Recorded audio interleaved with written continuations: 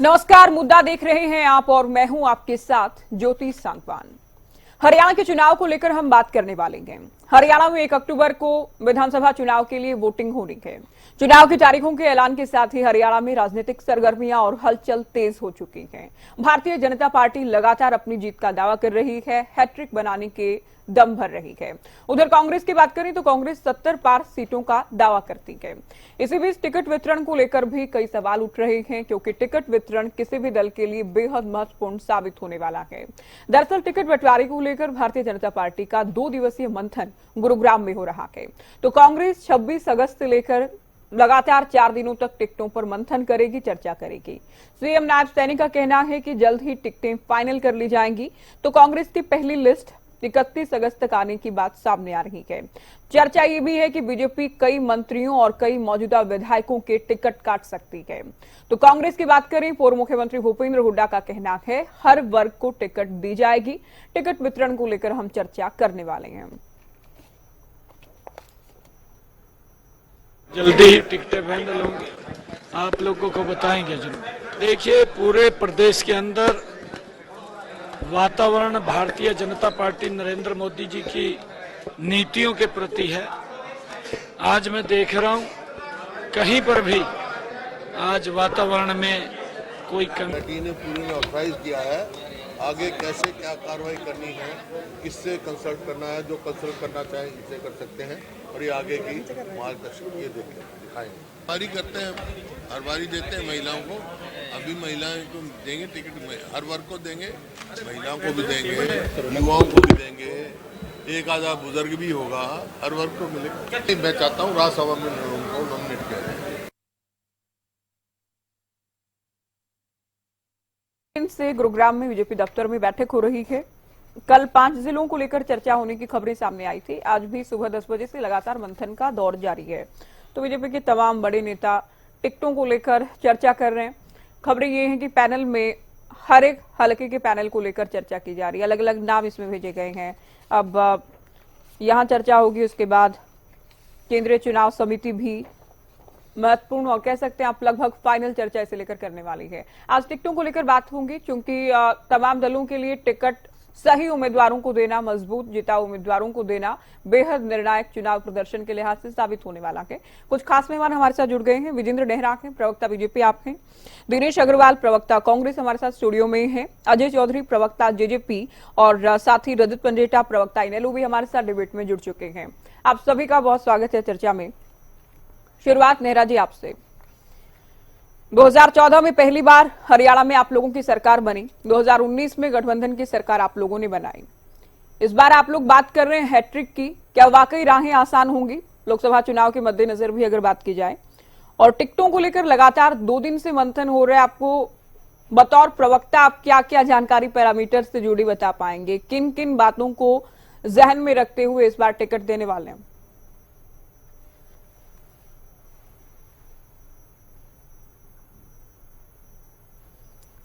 चुनाव की तेजी से हमारी तैयारियां भी चली हुई है, और जिस तरह से आपने अभी जिक्र किया कि भारतीय जनता पार्टी ने जो बैठकों का दौर है वो शुरू कर दिया है अपने टिकट वितरण के लिए। और भारतीय जनता पार्टी अकेली ऐसी पार्टी है जो अपने कार्यकर्ताओं से वोटिंग करा करके प्रत्याशियों का चयन करेगी, टिकट देगी। हर जिले के अंदर बाकायदा भारतीय जनता पार्टी के जो वरिष्ठ नेता हैं वो आए हैं, विधानसभा के अनुसार उन्होंने बाकायदा बॉक्स रख के कार्यकर्ताओं से वोटिंग कराई है। और वोटिंग का एक मिलान हुआ है हमारे प्रदेश कार्यालय पर जाकर के। वोटिंग के अनुसार जो 3 कैंडिडेटों के नाम उन्होंने लिख के पर्ची में डाले हैं, उसके अनुसार उनकी सूचियां बन के ऊपर पार्टी के शीर्ष नेतृत्व के पास गई है। और जिस हिसाब से कार्यकर्ताओं ने वोटिंग की है उसी के अनुसार जो प्रत्याशी है उनका चयन होगा। आज भारतीय जनता पार्टी की जिस तरह से कल से गुरुग्राम भारतीय जनता पार्टी के प्रदेश कार्यालय के अंदर जो चुनाव समिति की बैठक चली हुई है हरियाणा प्रदेश की, और जिस तरह से लगातार एक एक चीज के ऊपर, एक एक पहलू के ऊपर बारीकी से पार्टी के जो वरिष्ठ नेता हैं वो मंथन कर रहे हैं, चिंतन कर रहे हैं, देख रहे हैं। और जो आपने क्राइटेरिया की बात की कि किस तरह से किस पैमाने के ऊपर टिकट वितरण होगा, तो पैमाना सिर्फ एक ही पार्टी के नेताओं ने तय किया है कि जिताऊ कैंडिडेट, जो कैंडिडेट जिताऊ होगा, जिस तरह से सेंटर के सर्वे, स्टेट के सर्वे और भारतीय जनता पार्टी के जो संगठन है, जो हमारे नेता कार्यकर्ता हैं, जो हमारे जिलों के अंदर अध्यक्ष हैं, उनकी जो निगरानी में जिस तरह से सारी टीमों ने काम किया है, जो भी खरा उतरेगा, रायशुमारी जो कार्यकर्ताओं के साथ में हुई है, इन सब का एक पैरामीटर निकाल तो करके जिताऊ की जब आप बात कर रहे हैं प्रत्याशियों कि सबसे बड़ा पैरामीटर होगा कि विनेबिलिटी कितनी है, जीतने के चांस कितने हैं, जिताऊ है या नहीं, तो जो मंत्री अपने हलकों में लोकसभा चुनाव में पार्टी उम्मीदवारों को नहीं जिता पाए थे, लीड नहीं दिला पाए थे, तो हम ये मानकर चलेंगे उनके टिकट कटने के बहुत चांस हैं। आपकी बात पे कह रही हूं मैं।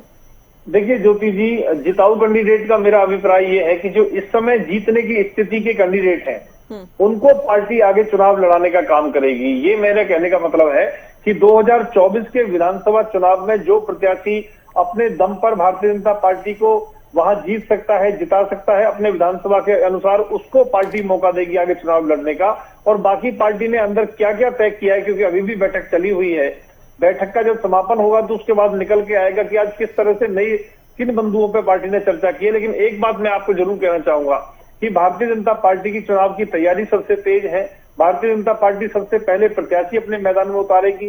भारतीय जनता पार्टी के हर जिले के अंदर अपने कार्यालय हैं, हर विधानसभा में अपने कार्यालय हैं। भारतीय जनता पार्टी के पास में पन्ना प्रमुख से लेकर और प्रदेश और राष्ट्रीय स्तर तक का एक मजबूत संगठन है। दुनिया की सबसे बड़ी लोकतांत्रिक राजनीतिक पार्टी है भारतीय जनता पार्टी। आने वाले विधानसभा चुनाव में जिस तरह से देश में तीसरी बार माननीय प्रधानमंत्री नरेंद्र मोदी जी के नेतृत्व में ज्योति जी एनडीए की सरकार बनी है, इसी तरह से हरियाणा प्रदेश के अंदर भी जनता जनार्दन के आशीर्वाद से, कार्यकर्ता की मेहनत से और अपने नेतृत्व के दम पर तीसरी बार हरियाणा प्रदेश के अंदर भी भारतीय जनता पार्टी की सरकार बनेगी। क्योंकि हरियाणा का इतिहास रहा है कि केंद्र में जिस पार्टी की सरकार रहती पिछली बार तो गठबंधन की सरकार थी, पार्टी की सरकार बनती है। पिछली बार तो आप लोगों के अकेले अपने बूते नहीं थे, मैं देखिए गठबंधन सरकार थी। अभी मार्च तक हम बात करें, 12 मार्च के बाद ही बीजेपी की सरकार हुई है। ठीक है जी, मैं चर्चा में कांग्रेस को भी जोड़ रही हूँ। दिनेश अग्रवाल जी, आप लोग भी 4 दिन के लिए मंथन करने वाले हैं। 2500 से ज्यादा लोगों ने आवेदन किया है खबरों के मुताबिक, तो क्या आसान होगा उन 2500 से ज्यादा में 90 जिताऊ उम्मीदवारों को निकालना, उसके बाद ये भी सुनिश्चित करना कि बाकी जो बचे हैं वो पार्टी को नुकसान ना दें? देखिए, इस मामले में हमारे पार्टी के राष्ट्रीय नेतृत्व ने बिल्कुल क्लियर कर दिया है। राहुल जी ने खुद ये कहा है कि जो पार्टी के कार्यकर्ता हैं और लंबे समय से पार्टी की सेवा में लगे हुए हैं और वो कार्यकर्ता हमारा मजबूत है, तो उसको चुनाव लड़ाने का हम काम करेंगे। हम बाहर से आए हुए या दूसरे दलों से तुरंत हमारे पास जो चलकर आएगा उसके ऊपर बिल्कुल भी विचार नहीं किया जाएगा। केवल पार्टी के कार्यकर्ताओं को चुनाव लड़ाया जाएगा। और साथ में ये भी उनके आदेश हैं कि कोई भी बड़ी बात कह रहे हैं आपकी बाहर से आए लोगों को। अब तो हुड्डा साहब तो लगभग रोजाना नए नए लोगों को शामिल करा रहे हैं, क्या उनको कोई कमिटमेंट नहीं दे रहे हैं? और जो विधायक दूसरी पार्टी को छोड़कर आ रहे हैं वो टिकट के लिए तो आ रहे होंगे, तो बहुत सीधी सी साफ सी बात है जो किसी को भी नजर आती है। शाहबाद से रामकरण काला आए हैं, वो भी कह रहे हैं टिकट के लिए प्रयास कर रहा हूं। ईश्वर सिंह 2 से 3 दिन में आपकी पार्टी में शामिल होने वाले हैं, वो भी कह रहे हैं। सोमीर सांगवान निर्दलीय विधायक जिन्होंने समर्थन दिया है, वो भी कह रहे हैं चरखी दादरी से चुनाव लड़ना चाहते हैं। रणधीर गोलन की हम बात करें, वो भी कर रहे हैं। तो तमाम लोग जो या तो समर्थन दे रहे हैं, कभी भी शामिल हो सकते हैं, या जो शामिल हो चुके हैं वो भी टिकट के लिए बातें कर रहे हैं। ज्योति जी, आप डिबेट में बैठकर ये कह रहे हैं कि राहुल गांधी कह रहे हैं दूसरे दलों से जो आ रहे हैं उन्हें नहीं मिलेंगी। आप मेरी बात कंप्लीट होने दें। मैं ये कह रहा हूं, राहुल जी ने कहा है कि हमारी प्राथमिकता जो है वो हमारे कार्यकर्ता की है, और वो कार्यकर्ता जो मजबूती से पार्टी के लिए लगातार फील्ड में मेहनत कर रहा है, फील्ड में काम कर रहा है। लेकिन 2-4% ऑप्शंस किसी कौनसी में इस तरह की भी होती है जहां पर वहां की परिस्थितियों को देखकर भी निर्णय लिए जाते हैं। लेकिन हमारा फोकस जो है वो कार्यकर्ताओं पे है, क्योंकि कार्यकर्ताओं के बलबूते ही आप जनता तक कार्यकर्ता कह रहे हैं आप, पुराने कार्यकर्ता जो भी आज भी अगर शामिल हो गए आपकी पार्टी में, कोई भी वो आपकी पार्टी का कार्यकर्ता हो जाएगा, शामिल निश्चित तौर पर हमारा कार्यकर्ता हो जाएगा। लेकिन हमारा प्राथमिकता ये रहेगी कि हम पुराने कार्यकर्ता को दें। लेकिन अगर कहीं 90 में से 2-4 सीटों के ऊपर ऐसी परिस्थिति होती है कि वहां पर हमारे को विनिंग पॉसिबिलिटी अगर बहुत ज्यादा दिखाई देती है, लेकिन उसमें हमारा जो पहली प्राथमिकता है हमारे केंद्रीय नेतृत्व की, कि कोई इस तरीके का व्यक्ति को टिकट अलॉट नहीं करेंगे जिसके ऊपर कोई महिला उत्पीड़न के आरोप हो या जिस व्यक्ति के ऊपर दलित उत्पीड़न के कोई आरोप हो। ऐसे किसी व्यक्ति को पार्टी से टिकट नहीं दी जाएगी। किसी भी तरह के आरोप अगर होंगे, मतलब छवि भी आप देखेंगे। एक तो जिताऊ, निश्चित तौर पर 3 बातें आप कह रहे हैं, एक तो जिताऊ उम्मीदवार, जिताऊ चेहरा हो, दूसरा पुराने कार्यकर्ता हो, क्राइम से जुड़े आरोप ना हो, खासतौर पर दलित और महिला की आप बात कर रहे हैं। जेजेपी को मैं चर्चा में जोड़ रहे हूँ। आप लोगों के तो लगभग विधायक आपकी पार्टी को छोड़कर जा चुके हैं। दुष्यंत और उनकी मां नैना चौटाला के अलावा केवल ढांडा विधायक हैं जो कि अभी पूरी तरह से आपकी पार्टी से जुड़ेंगे हैं। तो टिकट जब आप लोग बांटेंगे तो बहुत मुश्किल होने वाली है। क्या इन दोनों बड़ी पार्टियों की लिस्टों का इंतजार करेंगे कि उसके बाद हम फाइनल करें अपने नाम? ज्योति नमस्कार, सभी प्रवक्ता साथियों को भी नमस्कार और हरियाणा वासियों को मेरा राम राम। ज्योति जी, मैं आपको हरियाणा प्रदेश की राजनीति के बारे में जो वाकिफकार होते हैं उन बेहतरीन वाकिफकार लोगों में से एक मानता हूं, और आप बहुत अच्छी तरह से जानते हैं चौधरी देवीलाल की विचारधारा पर चलने वाले लोग हैं। और चौधरी देवीलाल जी के साथ 1977 में यही हुआ था।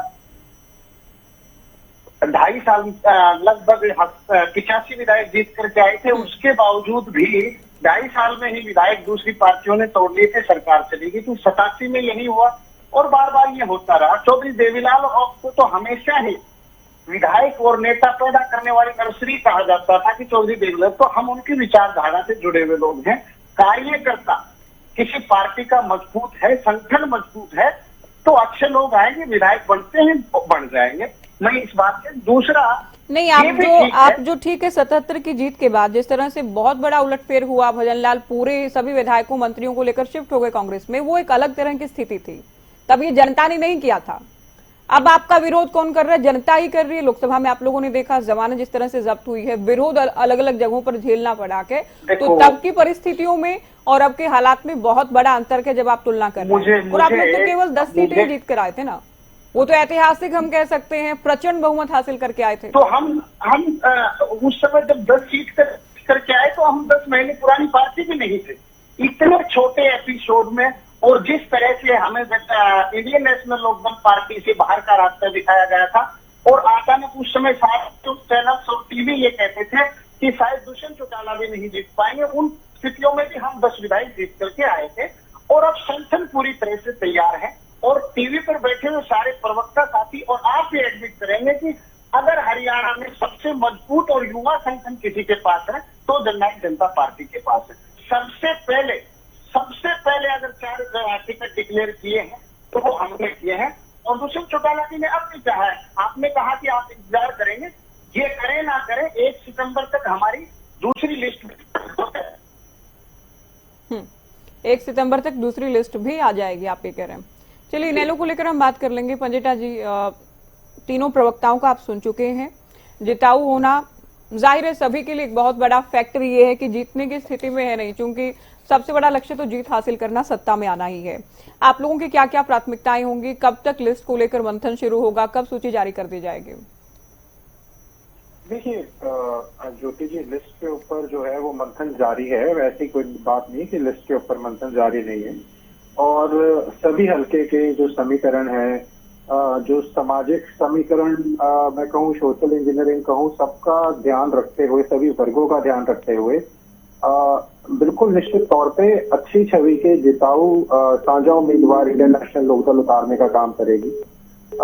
बल्कि ऐसे उम्मीदवार मैं कहूंगा कि जो दोनों कांग्रेस और भाजपा के ऊपर हावी पड़ेंगे हमारे उम्मीदवार, ये निश्चित तौर के ऊपर आप देख के चलिए कि उनका जो इतिहास रहा होगा, उनका जो कार्यशाली रही होगी, चाहे किसान आंदोलन हो, कोरोना काल हो, हाल ही में जितने भी किसानों के धरने हो, कुछ भी सामाजिक इशू रहे हो, चाहे वो कर्मचारियों के हो, छोटे व्यापारियों के हो, सभी के बीच में एक कहते हैं बढ़ चढ़कर जो भूमिका निभाने का काम किया होगा, ऐसे साफ छवि के उम्मीदवार जो है वो हम उतारने का काम करेंगे। अभी मैं कांग्रेस के प्रवक्ता को सुन रहा था। कांग्रेस के प्रवक्ता ने जिस हिसाब से साफ कर दिया कि पुराने कार्यकर्ता शब्द थोड़ा, वो नेता ज्यादा है उस पार्टी में। कार्यकर्ता तो हम जैसी छोटी पार्टी, मतलब जो क्षेत्रीय पार्टी है, कार्यकर्ता तो हमारी पार्टी में है। इनकी पार्टी में तो हर एक व्यक्ति अपने आप को नेता समझता है। और जिस हिसाब से ये कह रहे हैं कि नेताओं की जरूर वहाँ पूछ होने वाली है, सामान्य कार्यकर्ता की कांग्रेस में आप देखना इस बारी भारी अनदेखी होगी। आप भी मानेंगे और हम इसमें चर्चा भी करेंगे कि अपने किस तरह पुराने कार्यकर्ताओं की अनदेखी करेंगे और किस तरह अपने पुराने कार्यकर्ताओं की पीठ में छुरा खोपने का काम करेंगे, जनता देखेगी।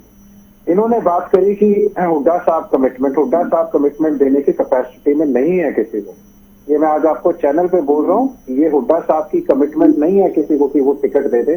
इतनी ना उनकी कैपेसिटी है और ना वो उसमें है कि किसी को ये बोल दे कि हाँ कि भैया तेरी टिकट पक्की है।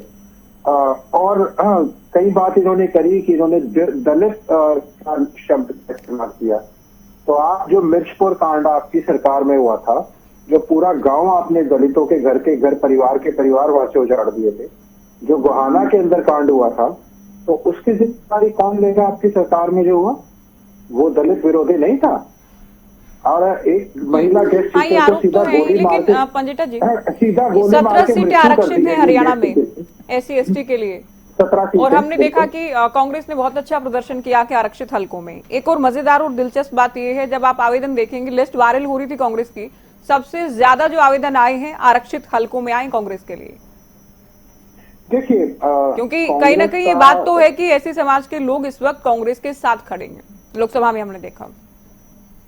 देखिए अगर आप कांग्रेस की अगर पुरानी पृष्ठभूमि निकाल के देखें तो कांग्रेस सिर्फ आज इस वजह से कि सत्ता से विरोधी जो वोट है, कि जो भाजपा की नीतियां हैं, जो उसके खिलाफ जो वोट है, सिर्फ एक वो कारण।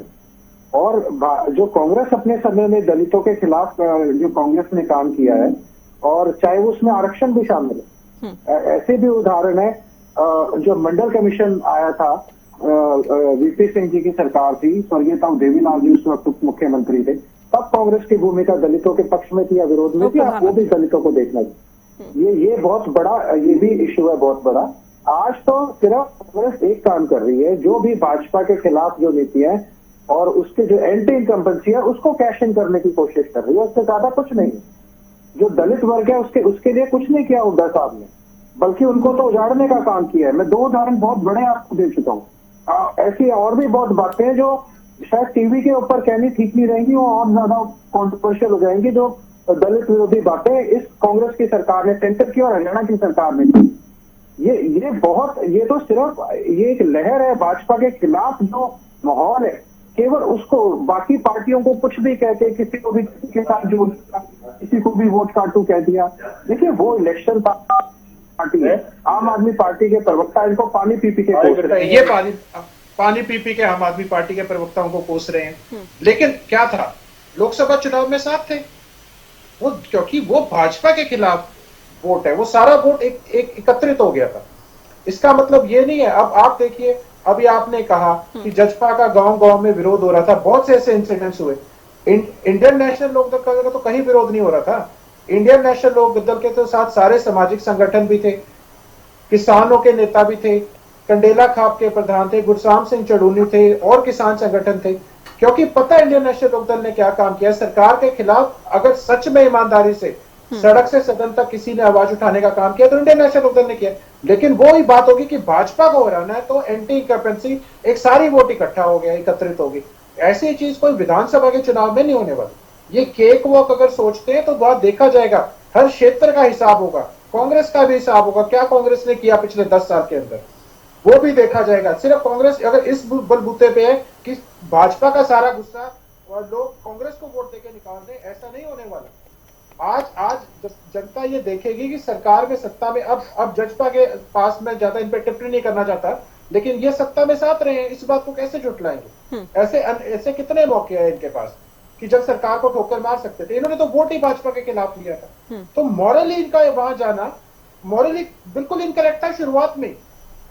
ये तो नहीं आप तर्क दे सकते कि भाजपा के साथ, भाजपा को कितने नुकसान हुए भाई, आपके साथ दोनों, आप एंटी, दोनों सरकार के खिलाफ गुस्सा है, वो तो फिर 5 सीट लेगी। ये सारा का सारा गुस्सा क्या लोगों को सिर्फ बात, ये देखिए किसकी क्या करनी है, किसकी क्या कहता क्या है और करता क्या है। सिर्फ ताऊ देवीलाल जी का नाम लेकर कई बातों में ये अपमानित करने का काम करते हैं जो इन्होंने कृत्य की। भाजपा के साथ क्या स्वर्गीय ताऊ देवीलाल जी, ऐसे 750 किसानों की शहादत हो रही हो, क्या स्वर्गीय ताऊ देवीलाल जी की आपकी विचारधारा ये कहती थी कि आप इनके साथ चले जाइए, या कहीं रेसलर्स की, पहलवानों की अनदेखी हो रही थी, या वो महिला कोच थी, या अब जब डंडे बरसाए जा रहे थे सूरजमुखी के लिए या गन्ने के रेट के लिए, बस बहुत सी ऐसी चीजें इनसे।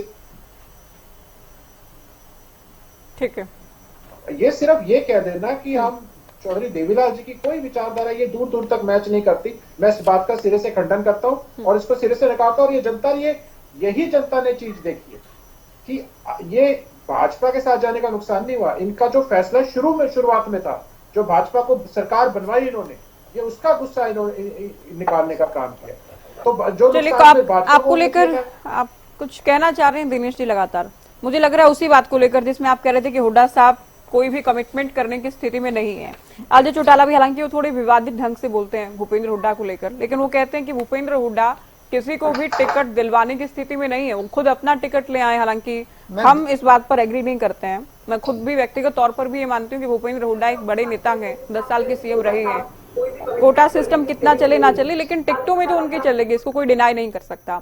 लेकिन इनेलो और जेजेपी के रिएक्शन को लेकर आप क्या कहेंगे? ज्योति जी, रिएक्शन नहीं, मुझे तो सिर्फ एक बात समझ नहीं आती कि जिनको सत्ता से बाहर गए हुए 20 साल हो लिए, जो परिवार देश के प्रधानमंत्री के पद तक पहुंच गया और आज उनको केवल मात्र एक विधानसभा की सीट बचानी भारी पड़ रही है। कभी अपने गिरेबान में झांककर इन्होंने ये नहीं देखा कि तुमने ऐसा क्या किया था कि देश के प्रधानमंत्री पद से लेकर और हरियाणा के मुख्यमंत्री पद से लेकर और मंत्री से लेकर आप सब जगह से पिछड़ते पिछड़ते आज यहां आ चुके हो कि आज आपको पूरे हरियाणा प्रदेश में एक विधानसभा की सीट बचानी भारी हो रही है और दूसरों पर आप उंगली उठाते हैं। रही बात इस बात की कि भाजपा के विरोध की, भाजपा का विरोध कांग्रेस नहीं कर रही, कांग्रेस तो भाजपा की नीतियों का विरोध कर रही है, भाजपा का विरोध नहीं कर रही। क्योंकि भाजपा की जो नीतियां रही हैं पिछले 10 साल के अंदर, जिस तरीके से ये बात तो करते हैं टेलीविजन पर बैठकर कि ये बिना पर्ची बिना खर्ची की सरकार है, परंतु कौन नहीं जानता कि हरियाणा में जब आप 100 एसडीओ लगाते हो तो 100 में से 78 एसडीओ आपके हरियाणा प्रदेश से बाहर के लोग होते हैं। एम्प्लॉयमेंट देने की बजाय आपने डी एम्प्लॉयमेंट दिया है। आपने हरियाणा कौशल रोजगार निगम बनाकर लोगों को दिहाड़ीदार या तो मजदूर बना दिया या दिहाड़ीदार क्लर्क बना दिया। आपका जब जी चाहे उसे 2 दिन की दिहाड़ी देकर उसको बाहर कर सकते हैं। पूरे हरियाणा प्रदेश में पिछले 10 साल में लगातार कोई विभाग ऐसा नहीं है जिसके कर्मचारी लगातार सड़कों पर अपनी मांगों को लेकर आंदोलन ना करते रहे हों, और कोई ऐसा विभाग नहीं है जिसके ऊपर सरकार ने लाठियां बरसाने का काम ना किया। चलिए, दलितों को लेकर जो कहा उस पर भी फटाफट मैं वहीं आ रहा हूं। दूसरी बात, इनको याद होगा कि जब ये 2000 के अंदर सत्ता में आए थे, जो इनेलो आज बात कर रही है, उस समय हरियाणा की 17 की 17 रिजर्व सीटों पर इंडियन नेशनल लोकदल का एमएलए होते थे। 17 की 17 सीट इन्होंने जीती थी। आज क्या कारण है कि आपको 17 में से तो छोड़ो, आपको 90 में से भी एक सीट बचानी भारी पड़ रही है। अगर हमने दलित के विरोध में काम किया होता, अगर हम दलित के साथ खड़े नहीं होते, तो आज हमारी उन 17 सीटों के ऊपर 100 कैंडिडेटों की लिस्ट नहीं आती, 100 लोग जो टिकट मांग रहे हैं। और जिस तरीके से जो लोकसभा का जो चुनाव हुआ है, अभी मेरे भाजपा के प्रवक्ता मित्र कह रहे थे कि पूरे वर्ल्ड की सबसे बड़ी पार्टी है भारतीय जनता पार्टी, पन्ना प्रमुख से लेके और पता नहीं क्या क्या गिना रहे थे।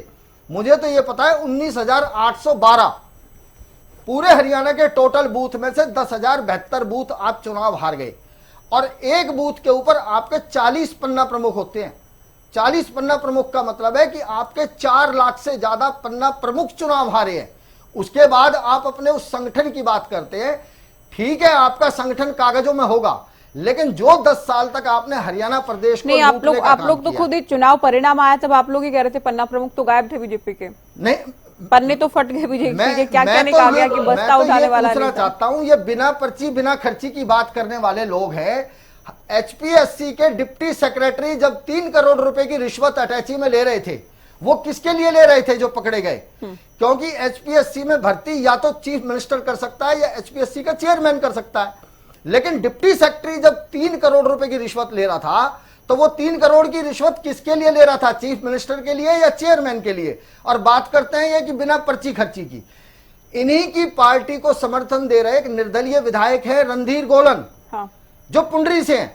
उन्होंने खुद मीडिया के सामने आके कहा कि मैंने 49 लाख रुपीस अपने भांजे को पुलिस में सब इंस्पेक्टर लगवाने के लिए रिश्वत दी है। और उसके बाद आपको समर्थन दे रहे हैं, तो फिर आप क्या तारीफ कर रहे हैं? क्या? नहीं, मैं तारीफ नहीं कर रहा, मैं ये बता रहा हूं इनकी सरकार का सहयोगी कह रहा है कि मैंने 49 लाख रुपए रिश्वत दी है।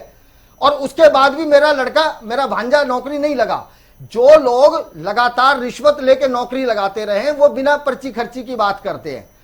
चलिए नौकरी ठीक तो है, अब वो इन्होंने रिश्वत देने वाला भी उतना ही, देखिए नौकरी दोषी तो होता है जितना इन्होंने रिश्वत नौकरी लेने तो वाला। वो इन्होंने अब दी आपके नहीं साथ हरियाणा है, में। आप उन्हीं के बयान ये- को लेकर पता नहीं ये तारीफ बात कर रहे करते हैं। हैं बेटी बचाओ बेटी पढ़ाओ की। मैं चलिए जवाब आप दे दूं रुकिए मैडम, अभी, जवाब आप दे दूं। रुकिए अभी। प्लीज आप बीच में ना जवाब दे दूं इंटरप्ट मैडम? करें। नहीं दिनेश आपका जी, नंबर आया आप तो रुकिए, अब मैडम। इतना विस्तार से नहीं, आपको मैं सिर्फ काउंटर करना था, आप एक कर आखिरी चुके हैं। बात कह रहा हूँ बोले। कि मैं ये जवाब दे दूं मैडम, बेटी इतना लंबा बचाओ थोड़ी होता है बेटी मैडम। मेरा पढ़ाओ साहब का रुकिए, थोड़ा रुकिए अभी।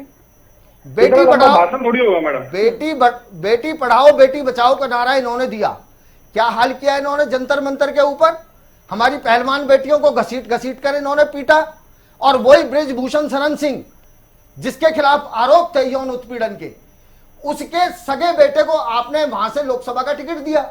ये आप बेटी बचाओ और बेटी पढ़ाओ के इनके नारे हैं। चलिए टिकटों को लेकर बात करने बैठे हैं, आपको काउंटर करना था, ये नहीं कि आप हर एक मुद्दे पर अभी बोलेंगे। अभी आप रुक जाइए। नेहरा साहब, आपने कहा कि जिताऊ देखिए- उम्मीदवार, छवि भी देखेंगे क्या आप? ये बात बार बार उठ रही है कि जिन पर आरोप लग रहे हैं, कांग्रेस प्रवक्ता ये कह रहे हैं कि जिन पर कोई भी गंभीर आरोप लग रहे हैं हम उन्हें टिकट नहीं देने वाले हैं। आपने कहा था हम देखेंगे जिताऊ चेहरा है या नहीं, तो छवि वगैरह भी देखेंगे या केवल जीत जाएंगे, उसी बात को जहन में रखा जाएगा? देखिए ज्योति मैडम, कांग्रेस पार्टी की तो कथनी और करनी में भारी अंतर है।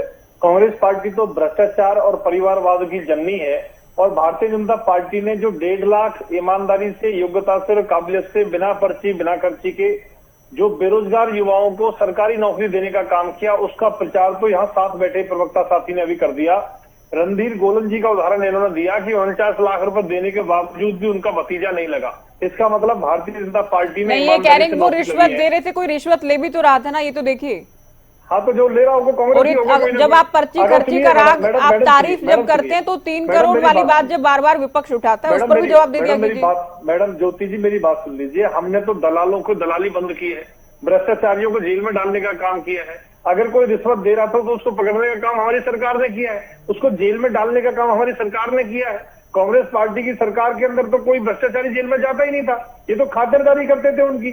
और देखिए 49 लाख रुपए का जो उदाहरण है, अगर कोई भारतीय जनता पार्टी का नेता या मंत्री लेता तो नौकरी लगना चाहिए था वो। अगर वो नौकरी लगता पैसे देके तो आप हम पे आरोप लगाते। आप तो ये सोचिए, आप प्रचार कर रहे हैं हमारा कि 49 लाख रुपए देने के बावजूद भी वो लगा नहीं। लेकिन मेहरा साहब एक बात बताएं, चलिए ये आज का मुद्दा तो नहीं है, लेकिन जब आप कह रहे अगर वो नौकरी लग जाते तो आपको लगता है ये बात बाहर भी आती, और अगर जो रिश्वत देकर नौकरी लग जाते आपको लगता है वो बातें बाहर भी आएंगी? नहीं लगी तभी तो खबर बनी है ना, नहीं लगे पैसे मैडम देकर। बाहर देखिए ज्योति मैडम, बाहर सब आती हैं। जब कांग्रेस पार्टी के शासन काल में हर नौकरी के रेट फिक्स थे ना, तो हर व्यक्ति नौकरी लगने के बाद ये बताता था मैं इतने पैसे देके लगाऊं। मैं भी फरीदाबाद जिले के पृथला विधानसभा क्षेत्र में रहता हूं। मेरे यहाँ पे कांग्रेस के विधायक ने जितने नौकरी लगाए सब लोगों से प्रोग्राम करवाया, ढोल नगाड़े बजवाए, उसका खर्चा करवाया और सब लोगों को ये बताया कि इतना पैसे देके लगा। और हर रैली के अंदर उनको बस भरने की जिम्मेदारी मिलती है, उनको गाड़ियों में भर भर के लोगों को ले जाते हैं, हमेशा के लिए जीवन भर के लिए नौकर और गुलाम बना के रखते हैं। ये भारतीय जनता पार्टी की ईमानदार जो हमने नौकरी दी है, गांव गांव में, गली गली में, घर घर में चलते हैं। कांग्रेस पार्टी के नेताओं के लोग भी जो काबिल अगर योग्य कोई है, टिकटों पर बात कर लें क्या? मैं छवि को लेकर बात कर रही थी, मैं पूछ रही थी क्या छवि भी देखेंगे क्या नेताओं? बिल्कुल निश्चित रूप से। देखिए भारतीय जनता पार्टी के अंदर जो छवि है वो साफ होनी चाहिए, और हमारे तो अधिकतर जो हमारे नेता हैं, जो हमारे कार्यकर्ता हैं, वो ईमानदारी योग्यता से काम करने वाले लोग हैं, फील्ड में मेहनत करने वाले लोग हैं, जमीनी स्तर पर काम करने वाले लोग हैं। और तीसरी बार जो हमारी सरकार बनेगी ज्योति मैडम, वो हमारे काम के दम पे बनेगी। हमने जो काम किए हैं ईमानदारी और योग्यता से, कुछ उदाहरण के तौर पे अगर मैं आपको एग्जाम्पल के साथ गिनवाऊं, 2014 में प्रति व्यक्ति जो आय है वो 1,37,770 रुपए थी। आज 2024 के अंदर वो आय बढ़ के 3,25,759 रुपए हुई है। ये हमने करके दिखाया है। हरियाणा प्रदेश के अंदर प्रति व्यक्ति आय तेजी से बढ़ी है। महाविद्यालयों की अगर मैं संख्या की बात करूं ज्योति मैडम, 2014 में मात्र महाविद्यालयों की संख्या 105 थी और अब ये बढ़ के होगी 182। अगर विश्वविद्यालय की मैं संख्या की बात करूं, 2014 में 43 थी, आज ये 56 हो गई है। पक्की सड़कों की अगर मैं लंबाई की आंकड़ों के हिसाब से अगर बात करूं तो 2014 में जो 23,548 किलोमीटर बनी थी, मैडम बता रहा हूं मैं कंप्लीट करके, आज 42,991 किलोमीटर की सड़कें हमने अपनी सरकार में बनाने का काम किया है। पेंशन जो 1000 रुपए थी हरियाणा बनने से लेके 2014 तक, आज हमने 10 साल में 2000 रुपए बढ़ा के 3000 रुपए पेंशन आज मिलती है। चाहे केएमपी है, केजीपी है, दिल्ली वडोदरा मुंबई एक्सप्रेस वे है, चाहे दुधोला के अंदर 1000 करोड़ रुपए की लागत से इन पर बहुत बार बात कर चुके हैं नीरज जी, इन सारे मुद्दों पर अलग अलग भी बहुत बार बात कर चुके हैं। मैं विकास की दृष्टि से आपको बता रहा हूं मैडम कि हमारी सरकार ने जो काम किए हैं वो पूर्व की सरकारें नहीं कर पाई, इसी कारण इन सरकार को जनता ने नकार दिया और भारतीय जनता पार्टी को 2 बार सरकार बनाने का मौका दिया है। मैं पूरे विश्वास के साथ कह सकता हूं, जनता के आशीर्वाद के साथ में, तीसरी बार देश की तरह हरियाणा प्रदेश के अंदर भी भारतीय जनता पार्टी की सरकार बनेगी, क्योंकि ये गांव, गरीब, किसान, मजदूर, महिला, छोटे व्यापारी, उद्योगपति और युवाओं की सरकार है। इसके साथ साथ मैं आपको बताऊं, हमने 13,000 करोड़ रुपए से ज्यादा का फसल खराबे का मुआवजा अपने किसान को देने का काम किया है मैडम। 10 पैसे प्रति यूनिट के हिसाब से सबसे सस्ती बिजली पूरे देश के अंदर अगर देने का चलिए, काम करती आपके है, मुताबिक तो आप लोगों ने सब कुछ किया, सारे काम किए। किए हैं, तो क्यों लोकसभा में 10 से 5 पर आ गए?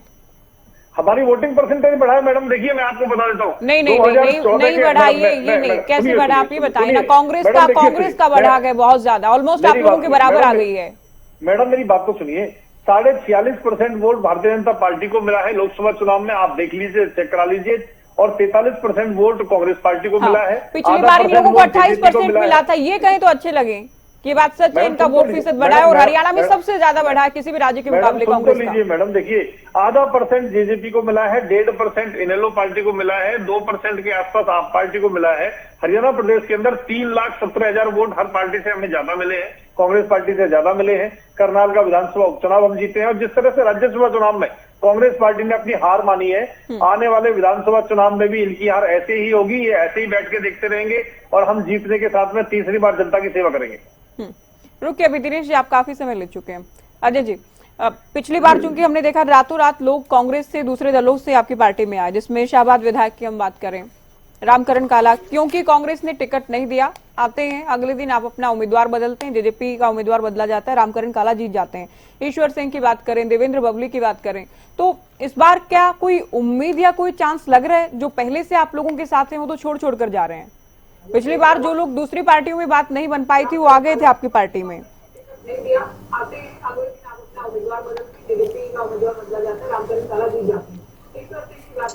अभी 4-5 दिन में हरियाणा प्रदेश में राजनीतिक बड़ी घटनाएं होने वाली हैं, और जब वो राजनीतिक घटनाएं होंगी तो आप देखना लोगों की घर वापसी की बड़ी, जिस तरह से छोड़ करके गए हैं, आपके टीवी पर ये भी देखने को मिलेगा कि आज रोजाना जननायक जनता पार्टी में घर वापसी हो रही है।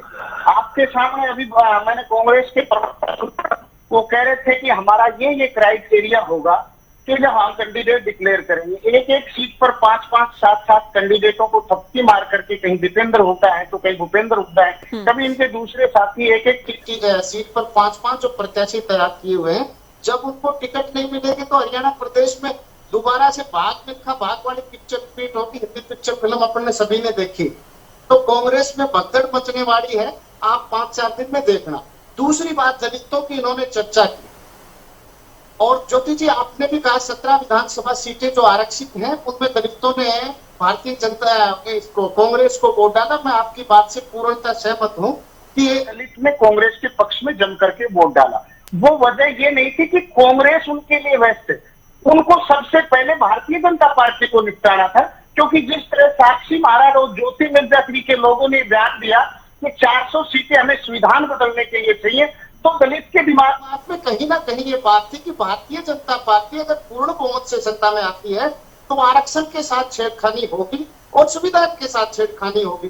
तो उन हालात में दलित ने लामबंद होकर के और भारतीय जनता पार्टी के खिलाफ मत कास्ट किया था। और जैसे कि इंडियन नेशनल लोकदल पार्टी के प्रवक्ता ने गोहाना और मिर्चपुर कांड की चर्चा की, इतने बड़े बड़े कांड हुए थे। इसके अलावा मैं जो आपको डाटा बताऊं, 2012 में 3,600 मुकदमे SC/ST के हरियाणा प्रदेश में दर्ज हुए जब चौधरी भूपेंद्र सिंह हुड्डा मुख्यमंत्री थे।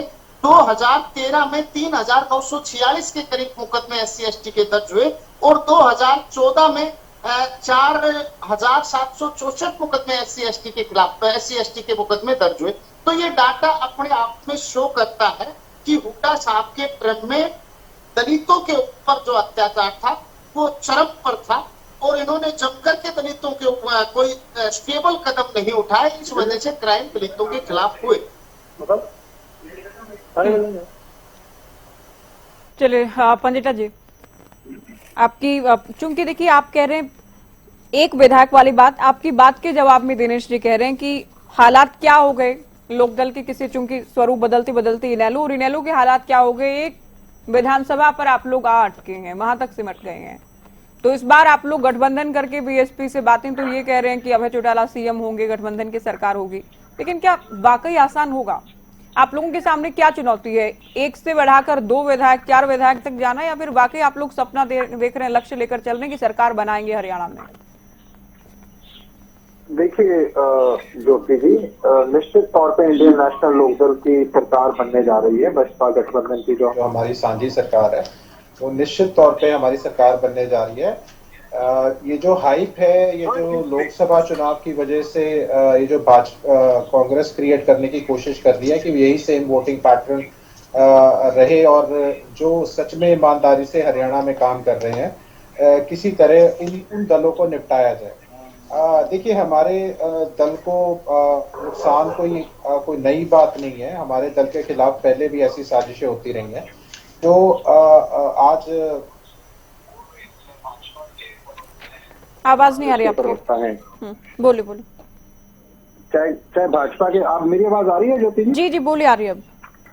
हाँ देखिए, चाहे भाजपा के प्रवक्ता हैं चाहे कांग्रेस के प्रवक्ता हैं, आज जो ये बातें कर रहे हैं कि इंडियन नेशनल लोकदल का एक विधायक रह गया, देखिए पहली बात तो ये जो कांग्रेस ने बात करी, कांग्रेस को ने चौटाला साहब का नाम अलग से साजिश के तहत एक ये सप्लीमेंट्री जो है चार्जशीट में डलवाने का काम किया था, और किस तरह साजिश के तहत चौटाला साहब को फंसाया गया। अगर ऐसी अनियमितताएं की बात करें तो ऐसी अनियमितताएं नौकरियों में तो कांग्रेस की सरकार में बहुत ज्यादा हुई हैं, और अगर हमारी भर्ती थी गलत तो हमारी भर्ती को माननीय सुप्रीम कोर्ट ने सही कैसे ठहराया।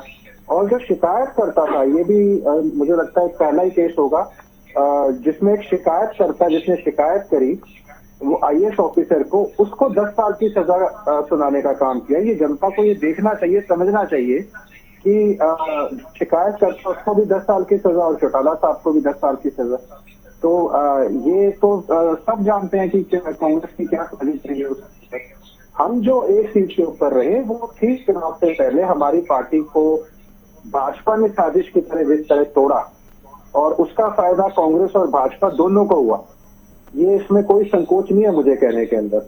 और चौटाला साहब का भी सिर्फ कसूर इतना था कि वो जो वाड्रा वाला जो इश्यू था लैंड स्कैम का, वो सारा का सारा हमने मुखर होकर उठाने का काम किया, उसकी सजा हुई है उन्हें और किसी चीज की सजा नहीं।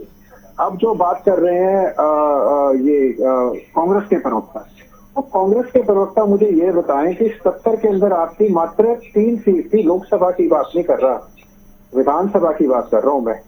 87 में आपकी उसमें सिर्फ 2 का इजाफा होकर 5 सीट हुई थी।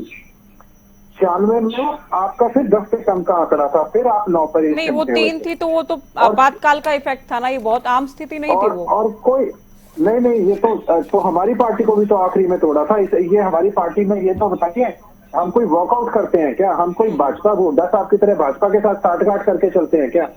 उनके ऊपर उनको होगा जेल जाने का डर, हमें नहीं है जेल जाने का, क्योंकि दूसरों को जेल पहुंचाया इसीलिए जेल जाने का डर है।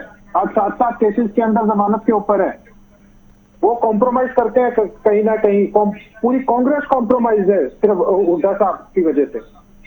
तो ये ज्ञान ना फैलने की कोशिश ना करें जो हमारे ऊपर ज्ञान दे रहे हैं। दूसरा, अब बात आती है जो भाजपा के प्रवक्ता कह रहे थे। भाजपा के प्रवक्ता ने बड़ा चतुराई से ये कहा हमारा वोट प्रतिशत बढ़ गया। आंकड़ों के साथ बता देता हूं ज्योति जी आपको, इनके 14 लाख वोट कम हुए हैं और इनका वोट प्रतिशत 58 से 46 पे आया है। तो कौन सा वोट प्रतिशत बढ़ गया? बिल्कुल नहीं बेटा, मैं खुद ही कह रही थी, गलत बात है। कांग्रेस का क्यों झूठ बोल रहे हैं? हाँ, क्यों झूठ बोल रहे हैं बैठकर यहाँ पे? इन्होंने और भी बड़ी बातें करी। इन्होंने यहाँ पे ये बात करी कि शिक्षा प्रणाली के बारे में 4 लाख फर्जी, जिसके ऊपर सीबीआई का भी केस चल रहा है, 4 लाख फर्जी दाखिले, 5000 स्कूल बंद, 197 कॉलेजेस के अंदर प्रिंसिपल नहीं है, 71,000 पोस्ट खाली पड़ी है, सड़कों की बात करी जाल की, NHA का यहाँ पे मसले भारी तोड़ पड़ा है उसके ऊपर। आप ये बात करें विधानसभा का पिछले 10 साल में एक सत्र बता दीजिए जहां विधायकों ने अपने हल्के में जर्जर हालत सड़क के ऊपर आपका इशू ना उठाया हो। एक मुर्दा जिंदा हो गया, एम्बुलेंस में जा रहा था खड्डों की वजह से। उसके बाद पेंशन की बात करते हैं ये, इन्होंने कहा था मैनिफेस्टो में आप ही करेंगे, किसान क्या है दुगनी करेंगे। ये 3000 पेंशन इन्होंने अप्रूव आकर करी है, जो कि धरातल पे सिचुएशन है जनवरी से लागू करने के बाद कट्टर जी कह के गए थे विधानसभा का सत्र था, मुझे भी याद है 3 महीने बाद जब मार्च का हम जनवरी से लागू करेंगे। अभी भी पिछले महीने तक कईयों को पूरी पेंशन नहीं मिल रही है लोगों को। ये धरातल की स्थिति है। और पेंशन की बात करते हैं तो हमारी पेंशन 7500 रुपए की हमने ऐलान किया है। आज भाजपा से अगर ये पूछे कि 4 लाख करोड़ का कर भाजपा ने चढ़ाया, ज्योति जी 30 साल तक 7500 पेंशन दी जा सकती है, 30 साल तक पूरे हरियाणा के बुजुर्गों को इतना कर चढ़ा चुके हैं। वो बात करें तो उसका वही खाता देश ही आपने इतना कर चढ़ाया। आज अगर कोई बात करते हैं आप कांग्रेस वाले, ये ना भूलें कि आपने 10 साल में क्या किए। मैं केवल इस कांड की बात नहीं करूंगा। सुनील शरान नाम का एक बहुत मासूम बच्चा मैयड़ के अंदर किस तरह पुलिस की गोली से आपने लगातार क्या चलाई, या देखा बच्चा है ना बड़ा है ना जवान है, सबको भूल दिया हुड्डा साहब की सरकार का मुद्दा था। ऐसे ही एक राजरानी कुछ ऐसे करके नाम के गेस्ट टीचर थी, उसको बोलते इन्होंने बोल दी। ऐसी मारुति की फैक्ट्री के अंदर दलित की हत्या हो गई। ऐसी एक हीरो होंडा कांड हुआ था, आपको याद हो। ऐसी CLU के बारे में पूरी मशहूर है ये कांग्रेस की सरकार किस तरह धड़ल्ले से CLU पैसे देके किसानों की जमीनों को, उनको तो बेचारों को कौड़ियों के दाम, और कैसा खेल खेलता था वो पता है, सारी हरियाणा की जनता जानती है। ये सारी हरियाणा की जनता ये भी जानती है कि एक क्षेत्र के लोग बिजली का बिल नहीं भरा करते थे, अखबारों तक के भरा करते थे कि बिजली के बिल नहीं भरते क्षेत्र के लोग। एक क्षेत्र में सारी नौकरियां जा रही हैं, वो बात करें। एक क्षेत्र के लोग कभी टोल नहीं भरते। क्या है ये कि पूरा हरियाणा वोट करेगा कि एक क्षेत्र की उन्नति होगी? इतना बेवकूफ बना रहे आप हरियाणा की जनता को। सीधा सीधा बोलिए आपकी मंशा क्या आपने किया 10 साल के अंदर? कोई भूला नहीं है। आप हमारे नाम बात करें, हम एक पे क्यों रह गए? अरे हमारी पार्टी है इलेक्शन से पहले तोड़ दी गई तो वो एक वजह थी, वरना ये बताइए 10 साल तक उससे पहले मुख्य विपक्षी दल क्यों थे? हम कौन था मुख्य विपक्षी दल? 2014 की बात करो, आपका एक MP हमसे कम था, आपके 2 लाख वोट हमसे कम थे। अरे हम तो क्षेत्रीय दल थे ना, आप तो बहुत बड़े सेंटर के दल थे, क्यों थे भैया आप हमसे पीछे? जब पूरी मोदी लहर थी तब भी हम आपसे आगे थे। ठीक है, ये साजिश कर करके आप ये ठीक है, कारण तो चाहे कुछ भी हो पंजेटा जी, लेकिन सच्चाई ये है कि 20 साल से ज्यादा वक्त, 20 साल हो जाएंगे आप लोगों को सत्ता से बाहर। 20 साल तो सत्ता का किसको लोभ है? विपक्ष में रहना भी तो कोई मुख्य विपक्षी पार्टी होना भी ठीक है, कोई ये उपलब्धि नहीं है ना। नहीं देखिए, मंजिल और लक्ष्य तो क्या है, सत्ता में आना ही है ना। कोई किसी भी राजनीतिक दल की सैद्धांतिक बातें कुछ भी कर ली जाए, लेकिन व्यवहारिक तो यही है। सरकार दावा तो कर रहे हैं ना सरकार में आएंगे, ये कभी नहीं कहते ना कि नहीं हम सरकार में आने के लिए नहीं कर रहे, नहीं मुख्यमंत्री बनने के लिए कोशिश नहीं कर रहे। अभय चौटाला गठबंधन सरकार बनाने के लिए नहीं किया हमने। ज्योति जी, सत्ता में आने के लिए किया है। हमारे राज्य के अंदर हरियाणा में कर्ज नहीं था, कर्ज मुक्त छोड़ के गए थे। ये कर्ज इन पार्टियों ने बढ़ाया। ठीक है, मैं तभी तो कह रही हूँ ना कि काम कैसा भी किया हो, कारण कुछ भी हो, लेकिन 20 साल हो जाएंगे, जनता ने आप लोगों को फिर से मौका नहीं दिया। ज्योति जी का जमीन मार के करने का, जमीन मार के करने सत्ता में आ जाए, नहीं होगा। ये इंडियन नेशनल लोकदल के कार्यकर्ताओं से नहीं होगा। सिद्धांत की राजनीति करेंगे, ईमानदारी राजनीति करेंगे। जनता जब चाहे राज लेके, ठीक है, डिसाइड जनता को ही करना है, जनता ही मौका देगी जी, जब भी देगी। दिनेश जी, कोटा सिस्टम हमने देखा लोकसभा में नहीं चला और अच्छे परिणाम भी आप लोगों को मिले। भूपेंद्र हुड्डा 2019 के विधानसभा चुनाव को लेकर बार बार कहते हैं टिकट ठीक नहीं बटे थे। शैलजा अब के जो 2024 के लोकसभा चुनाव है उनको लेकर कहते हैं टिकट सही से नहीं बटे थे। क्या आसान होगा अलग अलग जो धड़े हैं, अलग अलग जो गुट हैं, बड़े नेता हैं, उनको एक साथ लाना, एक मत होना, सही ढंग से टिकट वितरण किया जाना पार्टी में? ज्योति जी, पार्टी के अंदर कोई गुटबाजी नहीं है। ईमानदारी से सभी नेता मिलकर एकजुट होकर पार्टी के लिए काम कर रहे हैं। हरियाणा प्रदेश की जनता ने पिछले 10 वर्ष का जो कुशासन झेला है, उस कुशासन से मुक्ति दिलाने के लिए एक नई स्वस्थ और बढ़िया सरकार कांग्रेस पार्टी की हरियाणा प्रदेश में लाने के लिए काम कर रहे हैं। कोई गुटबाजी नहीं है। और ना कोई कोटा सिस्टम है। पार्टी के कार्यकर्ताओं को टिकट मिलेगा, जिनकी अच्छी छवि है उनको टिकट मिलेगा, बेदाग लोगों को टिकट मिलेगा। केंद्रीय नेतृत्व इसका फैसला करेगा। लेकिन मैं साथ में अपने 2 प्रवक्ताओं को, जो हमारे जेजेपी के और इनेलो के प्रवक्ता बैठे हैं, मैं उनसे सिर्फ एक ये निवेदन करना चाहूंगा, नहीं है, गुटबाजी नहीं है, ये बात मैं केवल ये निवेदन करना चाहूंगा ये बात है, आप क्यों कि जहां तक बात इनेलो की है, पिछली बार के लिए सैलजा के लिए खुद भूपेंद्र हुड्डा भी कह देते हैं 35 टिकटें सैलजा के कहने से दी गई थी, 4 से 5 जीत कर आए। खुद का भी बताते हैं कि मेरे कहने से इतनी टिकटें दी गई थी, उसमें से इतने विधायक जीत कर आए। केंद्रीय नेतृत्व हर बात का संज्ञान ले रहा है और बकायदा हर चीज को, सब चीज बिल्कुल ऊपर से तय होकर चलेगी। और बिल्कुल स्पष्ट तौर पे कह दिया गया है कि हरियाणा प्रदेश के किसी भी बड़े नेता की सिफारिश से टिकट नहीं मिलेगी। कैंडिडेट के जो कैंडिडेट मजबूत है, पार्टी का कार्यकर्ता है, बेदाग है, और पार्टी का कार्यकर्ता है, जिताऊ है, बेदाग है। अग्रवाल जी, आप ये भी बता दीजिए कि आप बता दीजिए दर्शकों को कि भूपेंद्र हुड्डा की सिफारिश पर भी टिकट नहीं मिलेगी। कांग्रेस के नेता कार्यकर्ता मैडम, सिफारिश तो भारतीय जनता पार्टी में भी होती है, सिफारिश जेजेपी में भी होती है। नहीं, मैं घुमा नहीं रहा। सिफारिश तो सभी नेता करेंगे। और वो सिफारिश किस चीज की है? क्या बोल रहे हैं अभी आप? क्या बोल रहे थे? किसी नेता की सिफारिश नहीं चलेगी। मैंने पूछा क्या भूपेंद्र हुड्डा की सिफारिश भी नहीं चलेगी? फिर आप कह रहे हैं बीजेपी में भी चलती है सिफारिश। मेरी बात कंप्लीट ना बीजेपी की बात बताइए, भूपेंद्र हुड्डा की सिफारिश चलेगी कि नहीं? मैडम, बात कंप्लीट होने दो। मैं ये कह रहा हूं कि कौन कैंडिडेट, भैया जी आपका नंबर आए जब बोल लेना प्लीज। हर नेता को, मैं ये कह रहा हूं कि हर नेता को सिफारिश करने का अधिकार है। आपको अगर ये लगता है कि ये जीत सकता है तो आप उसकी सिफारिश करेंगे। अब हाँ या ना में बताए ना भूपेंद्र। मैंने ये कहा सिफारिश नेता करेंगे, लेकिन केंद्रीय नेतृत्व फैसला करेगा कि टिकट का सही हकदार कौन है। दोगली बात क्यों कर रहे हैं मैडम, जवाब दो। दोगली अभी कह रहे थे सिफारिश चलेगी नहीं, फिर मैंने कहा में भी चलती है, फिर कह रही सिफारिश तो करेंगे, मैंने कहा देखेगा कि मानेंगे कि नहीं मानेंगे।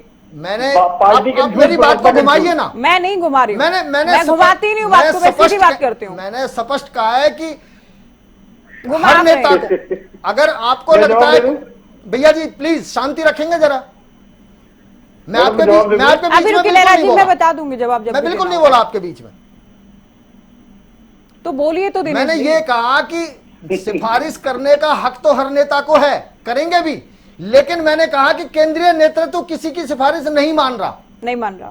ठीक है, मैं निश्चित तौर पर जो भी फैसला होगा वो केंद्रीय कमेटी करेगी। ठीक है नेहरा साहब, आपके चूंकि इस बार हम देख रहे हैं लोकसभा चुनाव के बाद भीतर घात गुटबाजी खूब देखी गई है।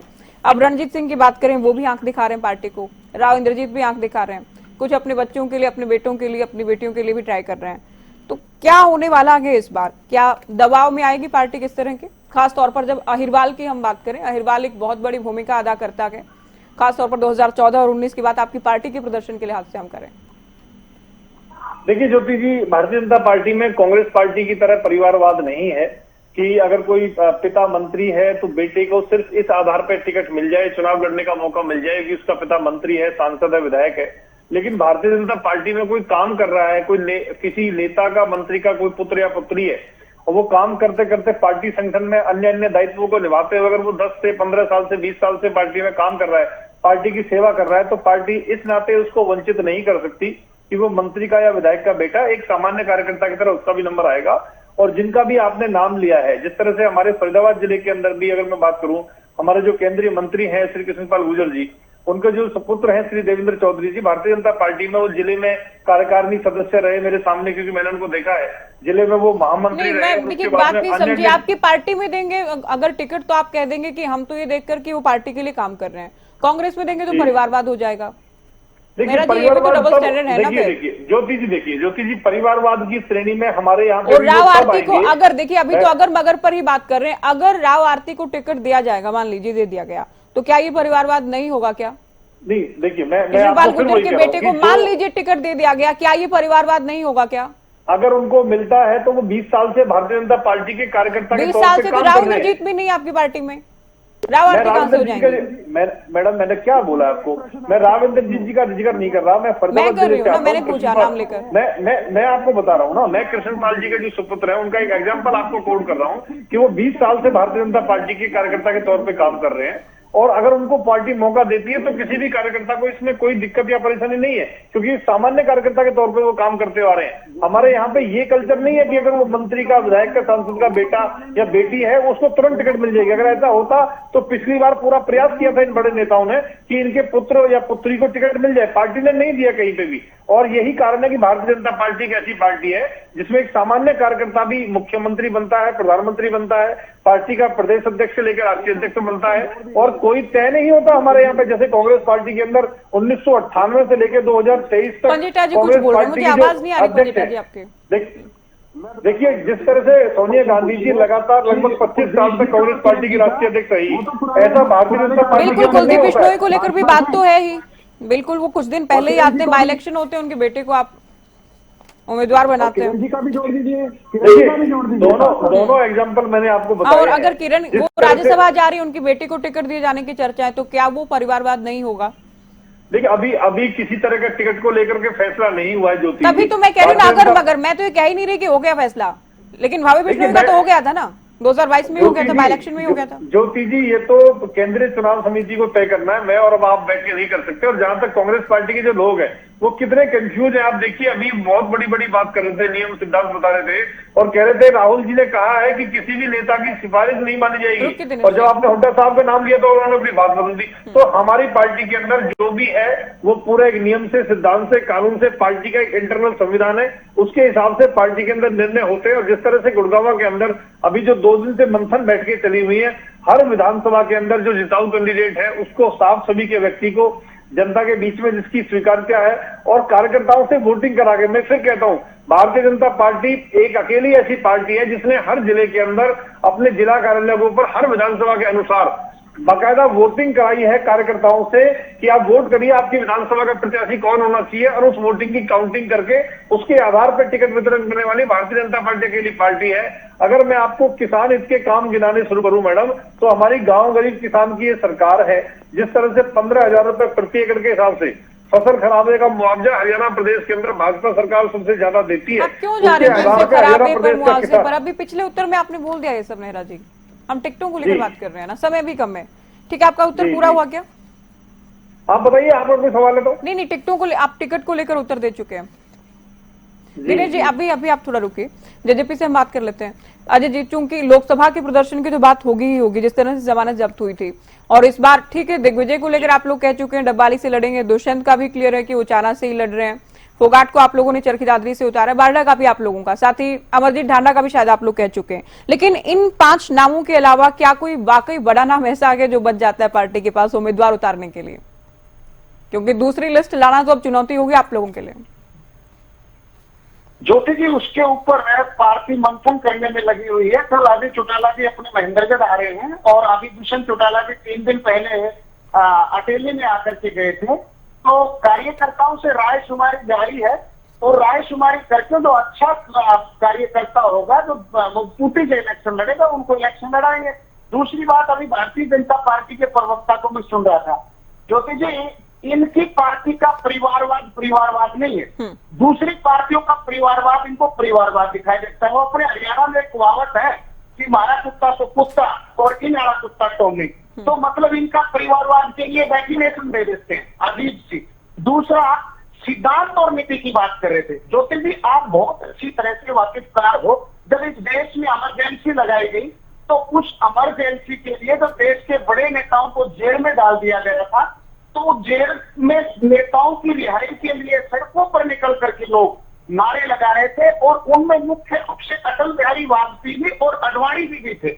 और उस समय की इमरजेंसी के लिए सबसे बड़ा अगर किसी को दागदार माना गया था तो इंदिरा जी, संजय और चौधरी बंसीलाल।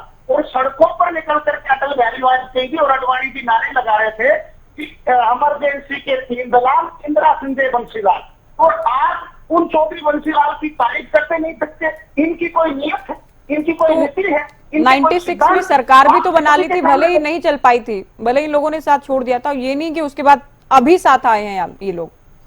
सरकार भी बना ली थी राहुल के साथ। आपातकाल की बात तो 96 में सरकार भी बना ली थी 2.5 साल की। मैं अब ये जो नोटंकी करने लगे हैं कि इमरजेंसी का जो 25 कौन सी तारीख है उसको ये संविधान काला दिन के रूप में बनाते हैं, तो उसके जो सबसे बड़े जो दागदार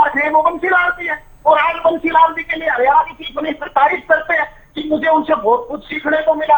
प्रधानमंत्री भी जब हरियाणा में आते तो उनकी तारीफ करने लगते।